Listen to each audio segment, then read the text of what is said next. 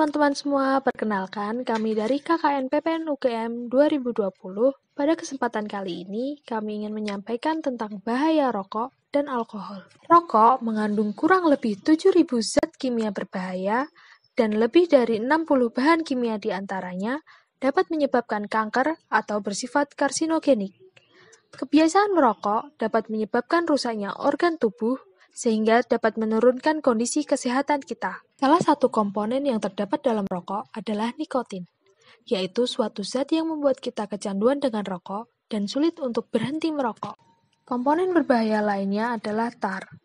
Tar adalah suatu partikel yang terkandung dalam rokok dan dapat menyebabkan kanker atau bersifat karsinogenik. Contoh dari tar adalah metal seperti arsenik, kadmium, dan lain sebagainya. Tar bersifat lengket dan berwarna coklat. Tar menyebabkan gigi dan kuku perokok berwarna kuning. Selain itu, tar juga dapat mengotori paru-paru. Selanjutnya adalah karbon monoksida, merupakan suatu gas yang dalam jumlah banyak dapat berakibat fatal karena akan menggantikan oksigen dalam sirkulasi darah. Di darah terdapat sel darah merah yang mengandung hemoglobin.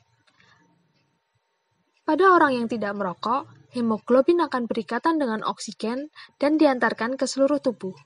Tapi, karbon monoksida dapat mengikatkan diri ke hemoglobin lebih mudah sehingga menggantikan posisi oksigen. Karbon monoksida dapat membuat darah semakin kental dan pada aktivitas fisik seperti berlari dapat menyebabkan organ penting seperti otak dan jantung menjadi kekurangan suplai oksigen. Selain itu, di dalam rokok terdapat zat hidrogen cyanida. Hidrogen cyanida menghalangi rambut-rambut kecil yang terdapat dalam saluran pernafasan yang bernama silia untuk membuang zat-zat asing dari saluran pernafasan. Hal ini menyebabkan bahan-bahan kimia berbahaya yang terdapat pada rokok dapat berkumpul di dalam paru-paru dan menyebabkan paru-paru rusak. Selain rokok, alkohol juga berbahaya untuk tubuh.